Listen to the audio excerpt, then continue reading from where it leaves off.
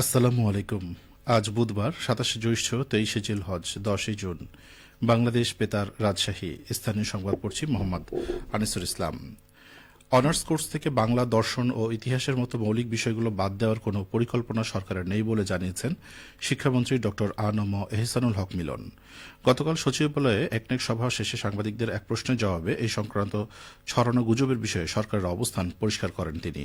শিক্ষামন্ত্রী বলেন, উচ্চশিক্ষায় অনার্স কোর্স থেকে বাংলা, দর্শন ও ইতিহাস বাদ দেওয়ার মতো কোনো আলোচনা আমাদের নীতি নির্ধারণী পর্যায়ে কখনো কোথাও হয়নি। এমনকি আমার জানামতে এমন কোনো প্রস্তাবও নেই। এগুলো পুরোপুরি ভিত্তিহীন তথ্য। শিক্ষাক্ষেত্রে সরকারের বর্তমান সংস্কার ও অগ্রাধিকারের কথা উল্লেখ করে তিনি বলেন, আমরা মূলত কর্মমুখী ও কারিগরি শিক্ষার উপর জোর দিচ্ছি। যুগের চাহিদা এবং বৈশ্বিক বাজারের যে চাহিদা, সে অনুযায়ী নতুন নতুন সাবজেক্ট ও কোর্স কারিকুলামে যুক্ত করা হচ্ছে।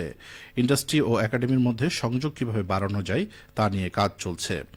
মন্ত্রী আরও বলেন, বাজার চাহিদার আলোকে নতুন কোর্স অন্তর্ভুক্ত করা বা কারিকুলামের আধুনিকায়নের সাথে ঐতিহ্যবাহী ও মৌলিক বিষয়গুলি বাদ দেওয়ার কোনো সম্পর্ক নেই।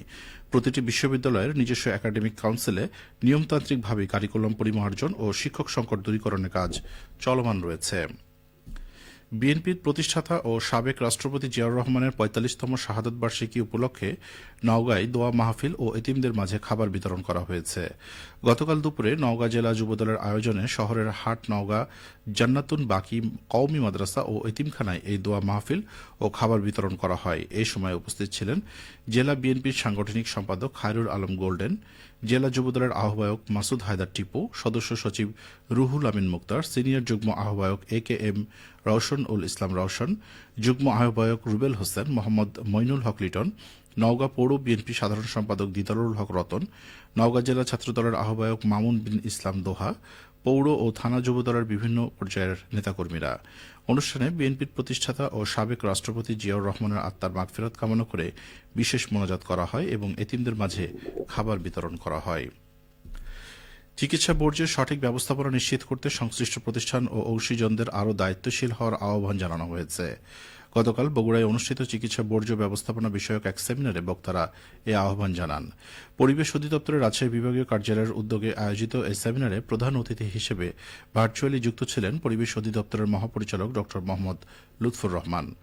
বিশেষ অতিথি ছিলেন বিয়াম ফাউন্ডেশন আঞ্চলিক কেন্দ্র বগুড়ার পরিচালক মোহাম্মদ আলমগীর কবির, বগুড়ার সিভিল সার্জন মোহাম্মদ খুরশিদ আলম এবং জেলা প্রশাসনের অতিরিক্ত জেলা প্রশাসক সালমা আক্তার। সভাপতিত্ব করেন পরিবেশ অধিদপ্তরের রাজশাহী বিভাগীয় পরিচালক নীলুফা ইয়াসমিন। অনুষ্ঠানে বক্তারা বলেন, চিকিৎসা বর্জ্য যথাযথভাবে ব্যবস্থাপনা না হলে জনস্বাস্থ্য ও পরিবেশের জন্য বড় ধরনের ঝুঁকি তৈরি হতে পারে। এ কারণে চিকিৎসা বর্জ্য সংগ্রহ, পরিবহন, সংরক্ষণ ও অপসারণে বিদ্যমান বিধিমালা কঠোরভাবে অনুসরণ করা প্রয়োজন। জনসচেতনতা বৃদ্ধির মাধ্যমে জীবনমান উন্নয়নের লক্ষ্যে জেলা তথ্য অফিসের আয়োজনে নাটোরের কমিউনিটি সভা অনুষ্ঠিত হয়েছে। গতকাল বড়াইগ্রাম উপজেলার কেচুয়াকাড়ি গ্রামে এই সভা অনুষ্ঠিত হয়। সভায় যৌতুক ও বাল্যবিবাহ প্রতিরোধ, ডেঙ্গু প্রতিরোধ, পরিষ্কার পরিচ্ছন্নতা, প্রতিবন্ধী শিশুর যত্ন, শিশুর মানসিক বিকাশ, মোবাইল ফোনের অপব্যবহার, নৈতিকতা ও মূল্যবোধ ইত্যাদি বিষয়ভিত্তিক আলোচনা ও মতবিনিময় করা হয়। শিশু, কিশোর কিশোরী ও নারী উন্নয়নের সচেতনতামূলক প্রচার কার্যক্রম শীর্ষক প্রকল্পের আওতায় আয়োজিত সভায় অনলাইনে সংযুক্ত হয়ে প্রধান অতিথির বক্তব্য রাখেন গণযোগাযোগ অধিদপ্তরের উপপরিচালক মোহাম্মদ রিয়াদুল ইসলাম। সভায় সভাপতিত্ব করেন সহকারী জেলা তথ্য অফিসার রেজওয়ান মোর্শেদ। সভায় বিভিন্ন পেশার শতাধিক নারী অংশগ্রহণ করেন। বগুড়ায় জেলা পুলিশের মাসিক কল্যাণ সভা অনুষ্ঠিত হয়েছে। গতকাল বগুড়া পুলিশ লাইন্সের মাল্টিপারপাস হলে এই সভার আয়োজন করা হয়। এতে সভাপতিত্ব করেন Bogura police super Mirza Saim Mahmud.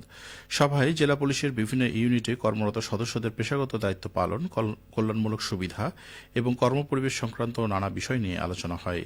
Police সদস্যরা তাদের বিভিন্ন সমস্যা, দাবি ও প্রস্তাবনা তুলে ধরেন। সভায় দায়িত্ব পালনে বিশেষ অবদান রাখায় পুলিশ লাইন্সের সর্বোচ্চ ডিউটি পালনকারী 4 জন পুলিশ সদস্যকে সম্মাননা স্মারক প্রদান করা হয়।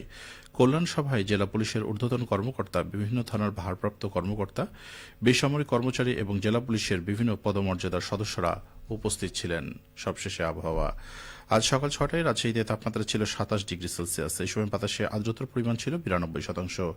রাজশাহী ও পার্শ্ববর্তী এলাকায় আজ সূর্যোদয় হয়েছে ভোর 5টা 15 এবং সূর্যাস্ত সন্ধ্যা 6টা 53 সংবাদ শেষ হল। আমাদের পরবর্তী স্থানীয় সংবাদ দুপুর 12টা 10।